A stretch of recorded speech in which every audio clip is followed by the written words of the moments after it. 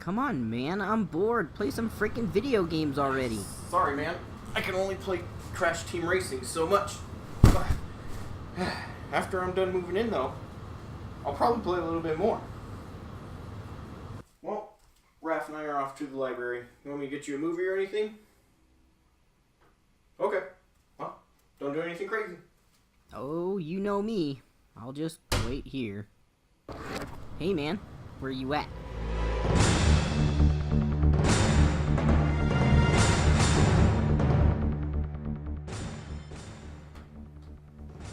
Alright, man, I'm back. What the hell is this? Hey, sorry. He just kind of showed up.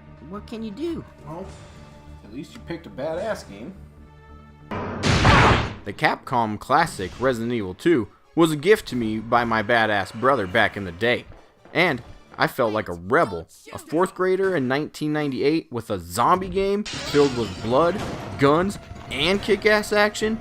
There was nothing better for a kid like me. Plus, my mom and dad wouldn't buy it for me, so this was the only way I could get it. Resident Evil 2 blew my mind with stunning graphics, voice-acted characters that made the cutscenes play out like a movie while I was playing a video game. But is it all I remember? Or just a nostalgic memory of a 4th grader tasting forbidden fruit? Let's find out.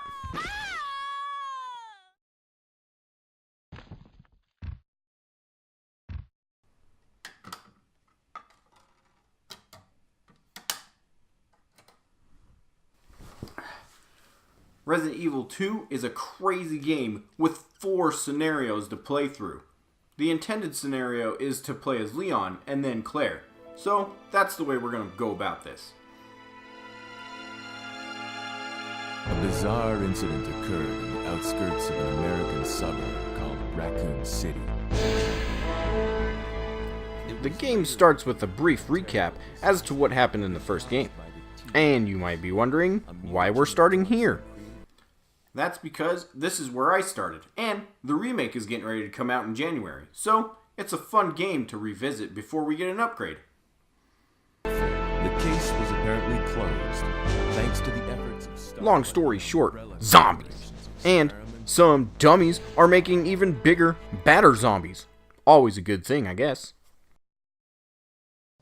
Leon S. Kennedy is a new cop making his way into Raccoon City for the first time to report for duty. Thing is, he picked a really bad time to clock in. This is a story of Leon making his way through the zombie-riddled city and meets up with Claire, the other main character of Resident Evil 2. But we'll get to her later, though. Once you start the game, it feels like most zombie games. There are a ton of enemies right off the bat, and if you aren't paying attention, you will be bitten right away. This is the point when you realize that Leon controls like a tank. There are a lot of people out there that hate this control scheme. Those people are wrong, because if the directions changed every time the screen did due to the fixed camera angles, you would never make it more than 10 minutes. And really, it's the best way to control this. So, it's not a problem, and I'm not counting it as one. Once you get a grasp of the tank controls, you are at the police station. And the tone of the game shifts from in your face to ominous and void of life. In '98, there were a couple of games that played on this spooky feel to make you afraid of going anywhere, but also gives you hope that you can make it to the end. This is also when the puzzle aspect of the game starts. The first thing you need to figure out is, where do I go? Both doors that are in the front of the station are locked, and if this is your first time, you might miss the door you actually need to enter.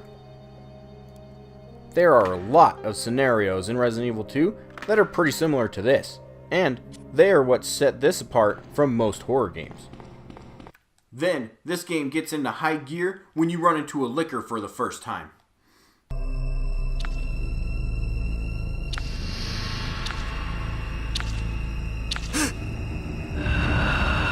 And if you don't clear quick, it will mess you up something fierce.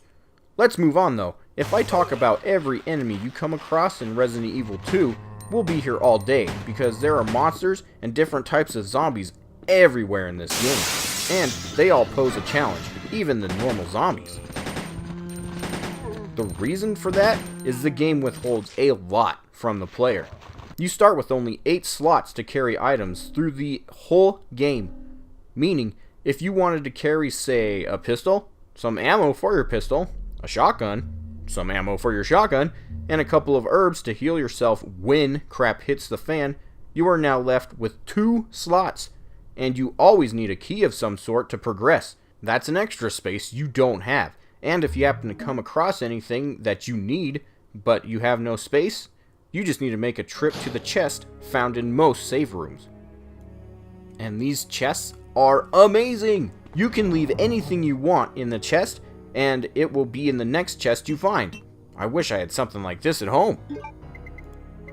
This aspect of the game teaches you that you need to manage your items correctly, and if you don't, you will die.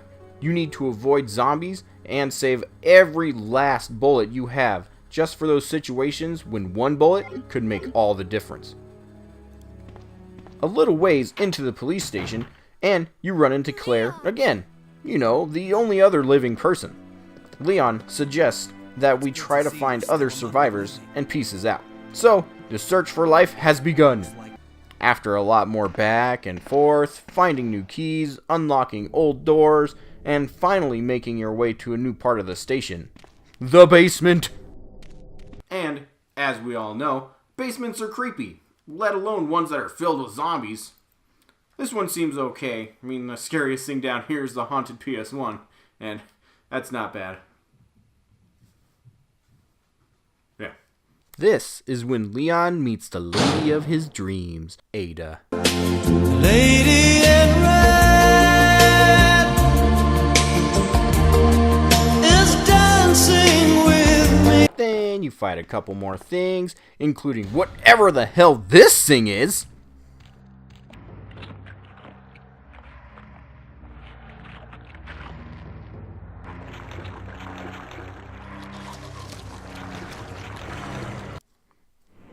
And because she's pretty and everything is easier for pretty ladies, Leon decides to do whatever Ada wants, including taking a bullet. The reason that bad things happen to you is because you're a dumbass. Leon, that woman was... I have to talk to her. Then you get to play as Ada for a second, because she leaves Leon to die. This is when you learn all about William Birkin, the dick that made the G-Virus. Then you are finally back to being Leon, but you have to fight William again in his crazy G-state, ever changing to be creepier and harder to kill every time.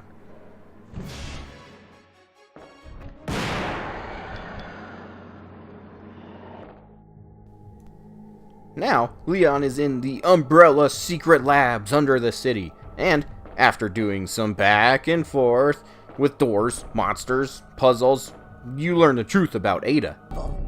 She's one of the operatives sent here by the agency. The only reason why she came here is to obtain the G-Virus. I want to believe that I don't really care. Then boom! Lady gets knocked out, ensuring that Leon is totally fine, and then you pick up the G-Virus. You know, because who doesn't want to carry a canister of dangerous liquids in their pocket? Yeah, it's fine.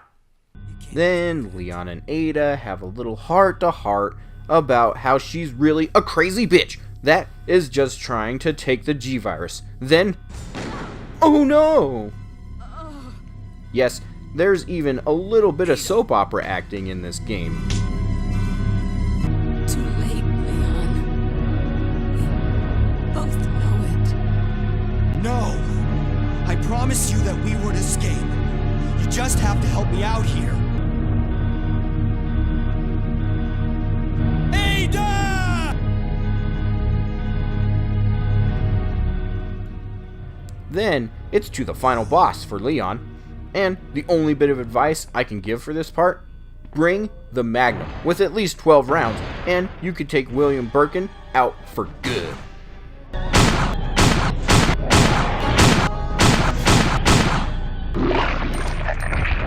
Hurry up! Leon!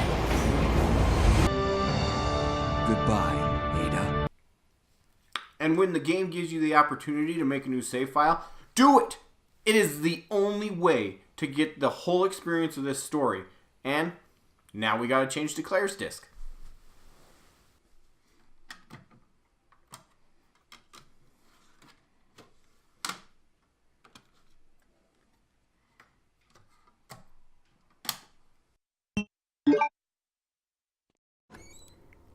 The game gives you a nice rundown on what you just played for some reason, then gets started with Claire's story, and how she is looking for her brother, Chris.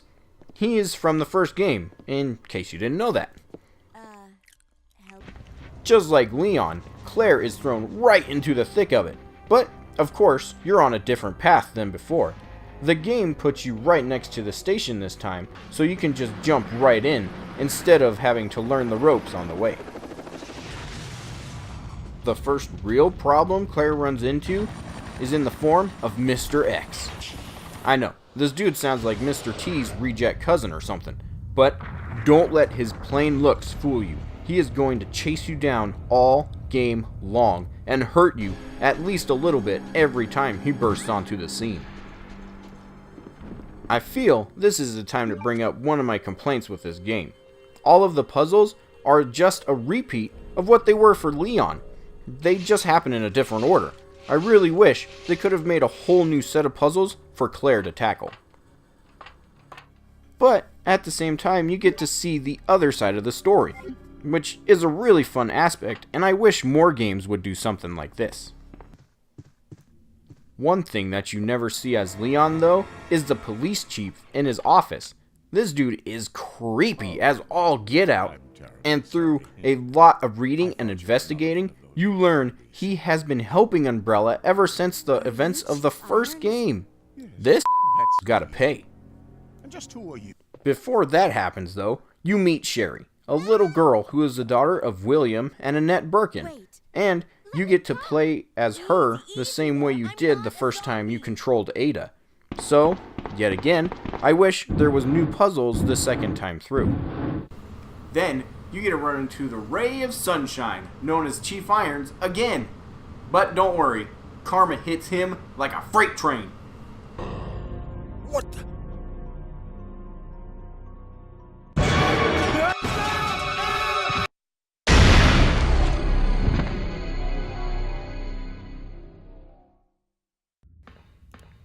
After this, you see William Birkin looking the most human he has the entire game. So of course, you have to shoot him. After that, you lose Sherry, which is nice because you don't have to worry about her for a while. Claire then comes across Leon again and has the proper response to him being shot. But of course, all he cares about is the pretty lady. So we're off to look for her. We never find Ada, but we do come across Sherry again.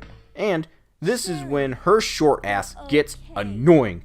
This is the longest stretch you have with her. But be careful, if you get 10 feet away from her, she just sits down and waits for you to come back to get her before she moves again. Man, imagine if your kid pulled this crap, just even on the normal basis. That's a pain in the ass. Let alone while you're getting chased down by zombies and fighting for your life.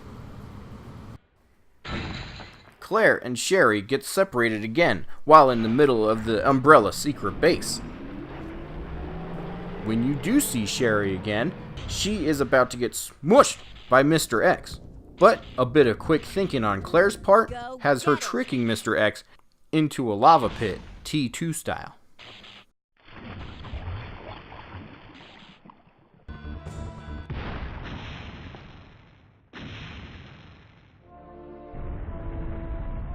That butthole comes right back all sorts of pissed and huge.